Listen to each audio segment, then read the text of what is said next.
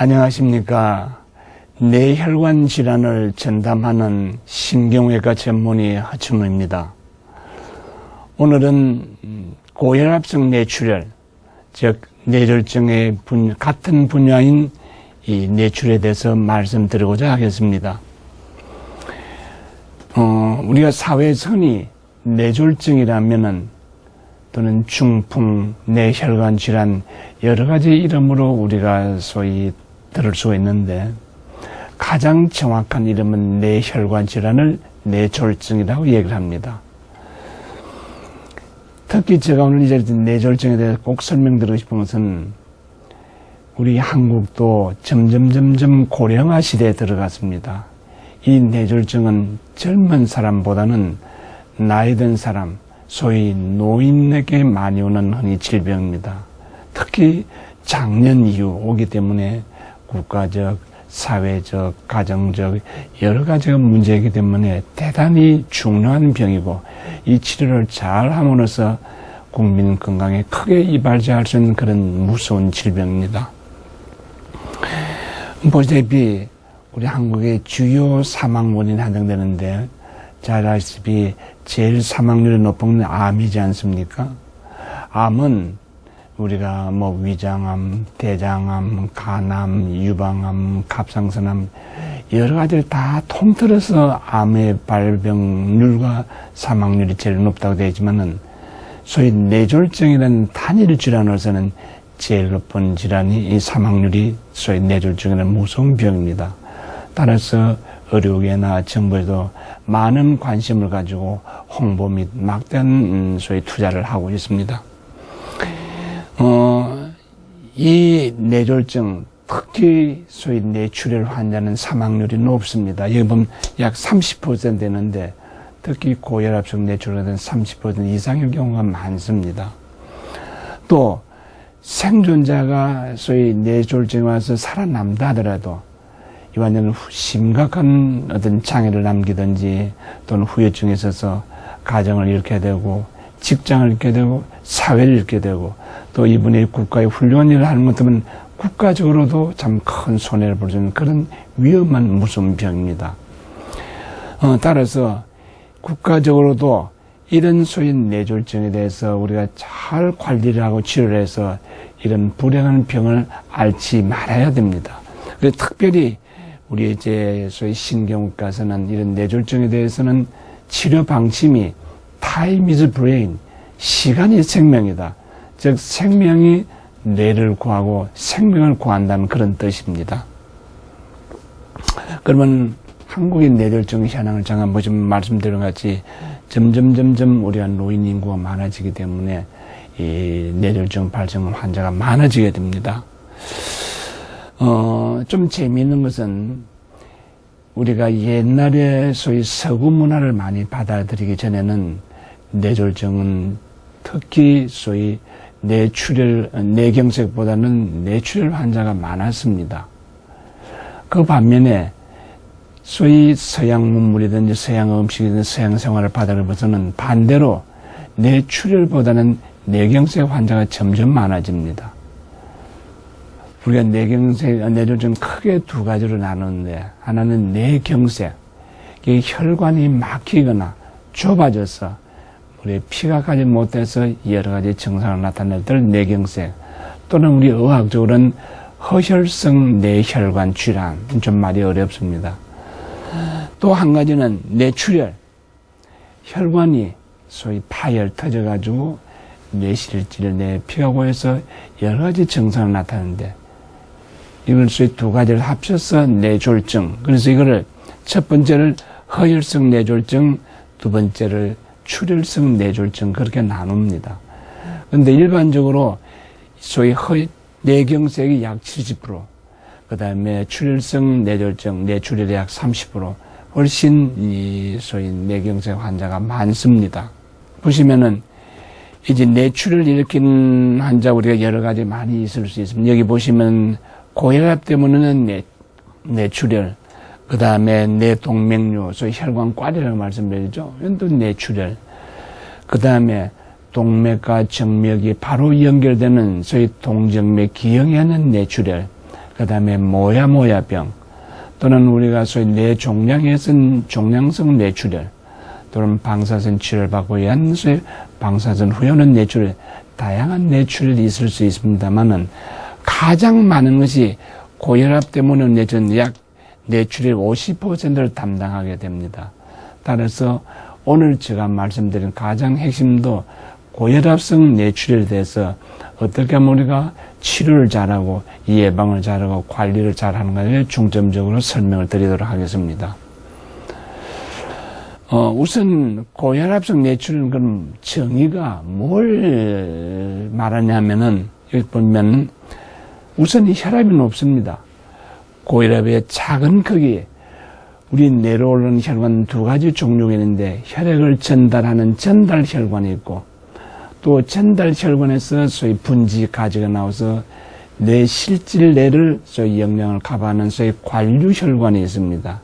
그 두 가지 있는데 그 작은 혈관, 그 관류혈관에 해당되기 때문에 이 관류혈관이 터져서 피가 고여가지고 거기에 해당한 여러 가지 증상을 나타내는 질환을 출혈성, 소위 고혈압성 뇌출혈이라고 우리가 정의를 합니다.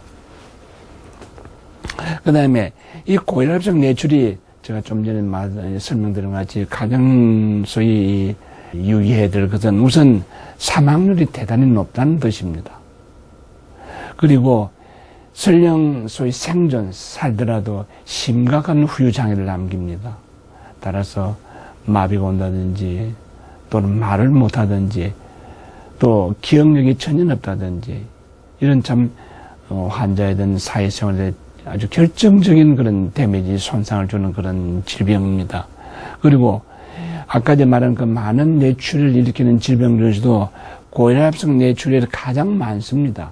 그래서 우리가 아주 철저히 고혈압을 관리해야 되는 그런 중요한 의미를 내포하고 있습니다. 특히 문제는 나이가 50대에 아주 잘 발병합니다. 50대라면 잘 아시다시피 어떤 소위 가정이든지 사회이든지 직장에서 가장 중추적인 역할을 담당할 때 이런 병을 당하는 아주 참 막대한 손실이지 않습니까? 그 다음에 지금까지 통계에 보면 남자가 여자보다 약간 발병률이 높다고 되는데 아마 이거는 남자는 밖에서 사회활동을 하고 스트레스 많이 받고 더 혈압이 올라가고 그래서 아마 남자가 좀 많지 않나 하는 그런 생각들을 많이 가지고 있습니다. 이제 그럼 이런 소위 고혈압에 의해서 어떤 환자는 터지는데 어떤 환자는 출혈이 잘 일어나지 않습니다. 그래서 왜 일어나냐면은 많은 소위 이 학자들이 연구도 하고 소위 뇌출혈 사망한 환자를 소위 부검도 해보고 그런 소위 연구한 결과 세 가지를 우리가 이 원인을 생각합니다. 첫째는 기존 그 작은 관류혈관의 소위 뇌동맥류 작은 혈관관이 이걸 영어로 마이크로 에누리즘, 소위 미세 뇌동맥류. 미세 뇌동맥류에서 혈압이 올라가면서 이게 약한 거니까 다시 터져서 뇌출혈이 온다는 설도 있고 또 하나는 이런 고혈압이 있으면 큰 혈관보다 작은 혈관에 1차적으로 먼저 소위 동맥경화성 변화가 와서 혈관이 나빠져서 소위 터지게 됩니다. 또 한 가지 설은 우리 여러 가지 실험을 해보니까 그런 소위 전달하는 혈관보다는 관류혈관의 혈압이 높다고 알려져 있어요. 이런 혈압이 높은 데다가 다시 혈압이 올라가게 되면 반드시 출혈을 일으키는 그런 세 가지를 다 지금 우리가 그 가능성이 있다고 보는 그런 설입니다. 실제로 우리가 사진을 보시면은 이제 고혈압 뇌출혈 예입니다. 여기 보시면 이거는 우리의 혈액을 전달하는 그런 혈관이고 여기서 아주 많은 가지들이 올라서 분지라 그럽니다. 올라가서 이제 뇌 실질내 여러 이제 영양이든지 혈액을 보내게 되는데 이런 가는 작은 분지에서 보면 이런 약한 소위 혈관 꽈리 같은 게 있습니다. 이게 터지면은 소위 그 터진 부분에 피가 고여서 소위 뇌 실질내 출혈, 소위 출혈성 고혈압성 뇌출혈이 오게 되고 실제 이런 환자를 우리가 이 뇌를 부검을 하니 피가 고이고 또 이런 환자가 응급실에 찾아왔을 때 우리가 이 CT 검사를 해보면 바로 이 하얗게 보이는 뇌출혈을 우리가 쉽게 진단할 수가 있습니다. 우리가 뇌졸중을 일으키는 여러 가지 원인이 있습니다. 보시면은 아무나 뇌졸중이 다 오는 것은 절대 아닙니다. 뇌졸중을 잘 일으킬 수 있는 그런 위험인자, 이걸 가진 사람이 잘 오게 됩니다. 근데 그 중에서도 제일 먼저 보는 게 고혈압입니다. 이 고혈압이 없는 정상적인 사람보다 고혈압을 가지고 있는 환자는 뇌졸중이 올 확률이 약 5배까지 많이 생긴다고 되어 있습니다. 특히 고혈압은 뇌출혈뿐 아니고 뇌경색도, 혈관도 나쁘게 막히게 되는 소위 두 가지 다 소위 가장 큰 원인, 뇌졸중의 큰 원인으로 첫째가 고혈압이고, 그 다음에 담배를 많이 태운다든지 당뇨병이든지 이런 여러 가지 원인이 있을 수 있지만은 제일 먼저 고혈압이 우리가 뇌졸중의 큰 원인이 됩니다. 그런데 이 이걸 고혈압은 우리가 치료를 해서 우리가 치료할 수 있지 않습니까? 근데 치료할 수 있는 병은 우리가 철저히 관리를 해서 치료를 해야 된다는 뜻입니다. 그 반면에 우리가 치료할 수 없는 위험은 우리 이제 나이가 점점 들어감으로써 이제 출혈 온다든지 또는 남자가 여자보다 좀 많다든지 또 가족적으로 출혈이 많이 일어나는 그건 고칠 수가 없습니다. 그건 자기 운명이지만은 이런 고칠 수 있는 위험 요인을 가진 사람은 뇌졸중을 일으키지 않기 위해서는 반드시 여기에 대한 위험 요인 치료를 해 줘야 된다는 뜻입니다. 특히 그 중에서도 고혈압에 대해서는 철저한 관리를 하셔야 된다는 뜻입니다. 그래서 다시 한번 중요한 건 이제 고혈압에 대해서 잠깐 제가 조사를 해봤는데 우리나라의 전체 인구의 어른의 약 15%가 고혈압 환자로 발표가 되어 있습니다. 그리고 이제 대개 어느 정도가 고혈압으로 하냐면은 대개 우리가 혈압은 수축기 혈압, 확장기 혈압을 나누는데 이 수축기 혈압이 140 이상 또는 확장기 혈압이 90 이상 되는 우리가 대개 고혈압 환자로 진단을 합니다. 근데 항상 대개 우리가 한 120에서 70 정도를 유지하는 것이 가장 정상적인 혈압의 관리라고 봅니다. 그 다음에 혈압 관리는 여기 보시면 정상적인 사람이 이렇게 수시로 혈압 체크 안 하셔도 되겠죠. 그렇지만 혈압이 높은 환자는 반드시 주기적으로 혈압을 체크하셔야 됩니다. 그리고 너무 소위 뚱뚱하다든지 과체중이든지 또는 또 음식을 너무 짜게 먹던 건 소위 싱겁게 드셔야 되고 또는 당연히 술, 담배는 피하셔야 됩니다. 특히 담배 같은 거는 담배진 속에는 소위 니코틴은 성분이 있어서 이 니코틴은 혈관벽을 수축하는 가장 강력한 화학물질입니다. 그렇지 않아도 혈압이 높은데 혈관벽에다 수축하면 혈압이 더 올라가게 됩니다. 아주 나쁜 일이죠. 그 다음에 규칙적인 운동도 하고, 그 다음에 마지막에 혈압약을 잘 복용하는, 맨 밑에 써도 대단히 미안한데, 이 혈압 높은 사람은 되게 너무 바쁘다, 또 생활 여러 가지 패턴 때문에 혈압약을 잊어먹는 수가 많은데, 반드시 혈압약은 규칙적으로 철저히 약을 드셔야 됩니다. 그 다음에 이제 뇌출혈을 하실 때, 우리가 이건 치료를 해야 되지 않습니까? 이제 치료하기 위해서 우리가 여러 가지 이제 소위 종류를 나눕니다. 우선 출혈량에 따라서 약간 출혈량이 한 10cc 이상 되면 이건 이제 CT든지 MRI를 가지고 금방 출혈량을 계산해낼 수가 있습니다. 이 출혈량이 10cc 이하 때는 우리 소량 뇌출혈 또는 10cc에서 30cc 정도 되면 중등도 뇌출혈, 30cc 이상 되면 다량의 뇌출혈 이렇게 이제 나누고 이는 이제 소위 출혈량에 따른 뇌분류고 또는 위치에 따라서 어떤 우리가 대뇌 뇌출혈 받을 때는 대뇌출혈 또는 뇌간부 출혈 하는데 뇌간부 출혈은 뭐냐면 우리 생명을 유지하고 소위 생명의 지표를 유지하는 부위가 소위 뇌간부, 뇌 가장 중심이 되는 부분입니다. 그 위에 출혈했을 때는 뇌간부 출혈 또는 우리가 작은 소뇌 했을 때 소뇌 출혈 이렇게 나누고 또 이 출혈 부분이 아주 뇌 깊이 있을 때는 심부 출혈, 또 뇌 표면에 있을 때는 표재성 출혈 그러는데 이거는 이런 위치에 따라서 약에 따라서 환자의 예후가 다 결정이 됩니다. 실제 이제 뇌출혈 환자의 우리가 CT든지 MRI 사진을 설명드리면은 이건 10cc 이하의 가장 작은 소위 소량의 뇌출혈입니다. 요는 약 한 25cc, 20 정도 되는 소위 중등도 양의 뇌출혈입니다.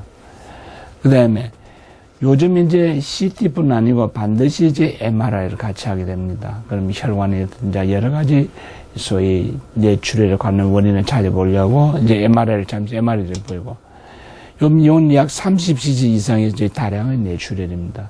이런 환자는 생명을 구하기 위해서 바로 우리가 수술을 들어가면 이 수술에 보시면 이런 뇌출혈이 거의 없지 않습니까? 그러면 되게 생명을 구하게 됩니다.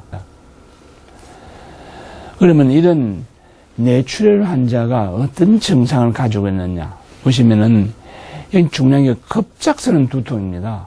멀쩡하다 아주 머리가 깨어지는 것 같이 머리가 아픕니다. 다음 이제 사진에 나올 텐데 이거 그러면서 토하고 막 메시껍습니다. 이는 여러 가지 그 출혈이 소위 뇌 안에 고여서 뇌를 압박해서 뇌압이 올라가서 이런 증상들이 다 나타나게 됩니다.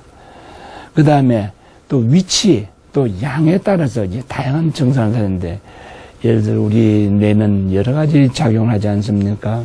말을 한다든지 팔다리를 움직이든지 기억한다든지 여러 가지 장점인데 그 위치에 따라서 거기에 해당되는 그런 증상들이 나타납니다. 예를 들어서 말을 못한다든지 또는 팔다리를 움직이지 못한다든지 또는 기억력 장애라든지 물체가 여러 개 보인다든지 또는 이제 이런 출혈량이 점점 많아지면 환자는 점점 의식에 대해서 혼수 상태에 빠지게 됩니다. 그리고 특히 이 손해 같은 뇌출혈들은 처음부터 환자가 굉장히 어지러워합니다. 이런 증상들을 가지고 이제 우리가 응급실에 오시게 되면 소위 신경외과 전문의를 보고 이 환자는 뇌출혈이다, 어떻게 치료하겠다는 그런 방침을 결정하게 됩니다. 우선 여기 사진을 이제 보시면 알겠지만은 여기 보면 갑자기 벼락치듯 심한 두통이 온다. 이제 특징인 그런 증상입니다. 우리가 뇌졸중도 두 가지는 뇌경색하고 뇌출혈인데 뇌경색은 혈관이 막혀서 오는데 이런 심한 두통은 거의 없습니다. 이 두통을 가지고 이건 뇌출혈이냐 뇌경색은 우리가 금방 감별을 해낼 수 있는데 이게 보면 아주 못 견딜 정도의 두통이 옵니다. 그리고 특히 손해 같은 뇌출혈이 오면은 아주 천지가 막 돌아가는 거예요. 눈도 뜨지도 못합니다. 그러면서 막 토하게 돼요. 그리고 이런 과정 경험 출혈량이 점점 많아지면 환자는 아무리 깨워도 일어나지 않습니다. 이런 여러 가지 증상이 있으면 바로 병원을 찾아서 이런 혼수 상태까지 도달하지 않도록, 물론 출혈하자마자 바로 혼수 상태에 빠지는 사람도 물론 있습니다. 그럼 고혈압성 뇌출혈 환자는 어떻게 진단을 하느냐 하면은 저희 경험이 있는 신경외과 전문의는 우선 환자를 진찰하고 또 환자에 대한 자세한 병력을 들으면은 응급실에 벌써 약 60, 70% 바로 진단할 수 있습니다. 이 환자는 뇌출혈이다, 뇌경색이다 할 수 있고, 그 다음에 최근 우리가 많이 하는 소위 CT, 소위 컴퓨터 토모그래피 CT 검사, MRI 검사, 이걸 하는 이유는 우선 뇌출혈이 아니라 한 번 더 확인하고, 그 다음에 출혈이면 어느 부위에 있는지, 깊이 있는지, 또는 소위 이 표재성 나와 있는지, 또는 양이 많은지, 또 아주 적은지, 중간 정도 되는지. 그래서 이 사진을 보고 우리가 치료 방침을 결정해야 됩니다. 빨리 수술해야 되겠다. 그래서 우리가 약물치료 해도 되겠다. 이런 걸 보고 결정해서 이런 CT나 MRI 검사가 아주 중요한 그런 검사 방법입니다. 그러면 이런 이제 뇌출혈 환자가 왔을 때 우리가 치료를 어떻게 하느냐 하면은, 첫째는 환자가 의식이 깨끗하면서 대화도 잘 되고 의식이 깨끗하면서, 그 다음에 우리가 CT나 소위 MRI 검사할 때 출혈량이 아주 적은 양, 10cc 이하일 때는 대개 수술하지 않고 약물 치료해도 점점 좋아집니다. 어떤 환자는 100% 완전히 회복이 됩니다. 그러나 중등도 이상의 그런 출혈을 가지고 있으면서 환자가 점점 의식이 나빠지거나 또는 신경학적 증상, 예를 들어서 팔다리 마비가 점점 진행되거나 그런 여러 가지 소위 진행성인 신경학적 증상을 가질 때는 바로 우리가 수술해야 됩니다. 이제 생명을 구하기 하는데, 그럼 이 수술할 때도 예전에는 이제 직접 혈종 머리를 열어가지고 피를 다 꺼내는 걸 수술을 했는데, 요즘은 소위 최소 침습 소위 수술을 해가지고 가능한 머리를 적게 열고 아주 특수한 기구를 이용해서 그 머릿속에 있는 혈종을 다 빼냅니다. 여기 보시면은 내시경을 이용해서 혈종을 빼낼 수도 있고, 특히 내정이 수술기구를 빼낼 수도 있고, 또 여러 가지 할 수 있는데, 이것도 저것도 안 될 때는 소위 내실배액술은 뭐냐면 좀 어려운 말씀인데, 우리가 뇌는 하나님께서 뇌를 잘 보존하기 위해서 물 속에 떠 있는 것 같습니다. 그래서 뇌 안에 소위 물이 척수에 들어있는 방이 있습니다. 이 방에다가 카테터를 가서 물을 뽑아주면 뇌 압력을 줄여서 해서 생명을 구하게 된다는 그런 뜻입니다. 여기 보시면은 우선 뇌간부 출혈, 제가 잠깐 말씀드렸는데, 뇌 아주 우리 인체를 살리는 가장 중심부는 뇌간부인데, 이거는 작습니다. 뇌간부라는 거는. 여기에 출혈이 오면은 예후가 아주 나쁩니다. 바로 혼수 상태 오거나 호흡이 멈추거나 심장이 멈추거나 사망하게 됩니다. 그래서 뇌간부 출혈은 예전에는 거의 100% 사망한다고 알려졌습니다. 그런데 지금은 많이 응급조치를 취하니까 사망률이 많이 떨어졌습니다. 그래도 현재도 약 70~80%가 뇌간부 출혈은 사망하게 됩니다. 제일 이제 예후가 안 좋습니다. 그 다음에 손해 출혈이 있는데, 손해 안에만 국한되어 있을 때는 아주 어지럽고 토하고 환자가 불편하지만은, 이때는 양이 적을 때는 그냥 약물 치료해도 잘 듣습니다. 근데 중등도 이상 될 때는 손해 출혈 때는 우리가 반드시 수술을 권하는데, 왜냐하면은 손해 바로 앞에는 뇌간이라는 건 아주 중요한 해부학적 구조물이 있기 때문에, 이 손해에서 출혈 때문에 뇌간을 압박을 하게 되면 아주 순간적으로 사망하게 됩니다. 그래서 손해 출혈 때도 우리가 가능한 우리가 수술을 하자고 권합니다. 그럼 일반적으로 이제 이 종합적으로 말하자면 출혈량이 많을수록 환자는 예후는 나쁩니다. 예후는 나쁘다는 것은 사망하거나 심한 장애를 남길 수가 있다는 뜻입니다. 그리고 나이가 많을수록 또 예후가 나쁩니다. 이제 또 사망하거나 또 중한 그런 증상을 남길 수 있다는 뜻이고, 그 다음에 가장 중요한 것은 의식 상태입니다. 특히 뇌수술에서는 의식이 깨끗하면은 수술 예후도 아주 좋습니다. 반면에 의식이 혼수 상태거나 아주 나쁜 환자가 아주 나쁜 예후로 사망할 확률이 높다는 뜻입니다. 또 한 가지는 아까 말씀드린 그 뇌 안에 있는 뇌실, 그 방에 뇌실은 건 뇌 아주 제일 깊은 부위였기 때문에 여기까지 출혈이 통발된 경우도 아주 예후가 나쁘다고 그렇게 알려져 있습니다. 그래서 의사들은 이런 여러 가지를 종합적으로 보고 환자 예후가 어떻게 되며 어떻게 치료하게 되며 보호자는 어떻다는 설명을 자세히 하게 됩니다. 그러면 이제 뇌출혈 환자 발생 시에 이게 참 중요한데 우리 가정에서 어떻게 대처하느냐 하는 문제인데, 우선 바로 119로 우리가 연락하셔야 돼서, 소위 뇌졸중 환자를 치료할 수 있는 소위 능력을 가진 병원에 빨리 후송이 돼야 됩니다. 이게 아주 우선 시급하는 거죠. 한 분은 119로 빨리 후송을 준비하고, 또 나머지 가족들은 후송하기 전에 환자 상태를 돌봐야 되는데, 의식이 없을 때 가장 중요한 것은 이 환자는 우리가 호흡이 멈추면 살지 못하지 않습니까? 반드시 기도를 확보해가지고 호흡이 원활하게 되도록 해줘야 됩니다. 따라서 고개를 약간 돌려서 우리가 어떤 호흡이 원활하게 제대로, 이때 뭐 청심환이든지 또는 억지로 뭘 먹이든지 그런 어떤 삼키는 기능, 소위 연화작용이 떨어지기 때문에 폐나 여러 군데 들어가서 더 나쁜 부작용이 일으키게 되고, 특히 이런 소위 뇌출혈 환자는 잘 토합니다. 이 토하기 때문에 이 토항을 입안이 나 있으면은 호흡이 바로 막게 되는데, 바로 손이든지 수제든지 저거는 톰으로 가서 빨리 제거해 줘야 됩니다. 그리고 또 두 번째는 이런 환자가 호흡이 아주 급해지기 때문에 만약 넥타이를 하고 있으면 넥타이를 푼다든지 옷에 단추를 푼다든지 혁대를 푼다든지 환자한테 편하게 해줘야 됩니다. 그게 아주 중요합니다. 그리고 환자가 의식이 없는 데로 너무 무리한 자극을 주는데 그것도 오히려 환자한테 더 나쁜 영향을 줄 수가 있습니다. 중요한 것은 첫째가 환자 호흡이 좋게끔 기도를 확보해 줘야 되고, 두 번째가 무리한 다른 음식을 먹여서는 절대 안 됩니다. 세 번째는 토하게 될 때는 그 토물을 다 제거해서 호흡이 잘 되도록 원활하게 만드는 게 원칙입니다. 특히 뇌출 환자에서는 사망률이 높고 여러 가지 장애가 많기 때문에 예방이 아주 강조가 됩니다. 여기 보시면 철저한 혈압 조절, 우리 수축기 혈압이 120에서 확장기 혈압이 한 70까지 철저하게 유지해 줘야 됩니다. 두 번째는 이 혈관에 나쁜 영향을 주는 인자, 예를 들어 우리가 당뇨를 오래 앓게 되면은 당뇨병 환자는 전신 혈관들이 다 나빠집니다. 이 당뇨를 철저히 관리해야 되고, 두 번째 소위 술이든지 담배든지 이런 걸 다 끊어야 됩니다.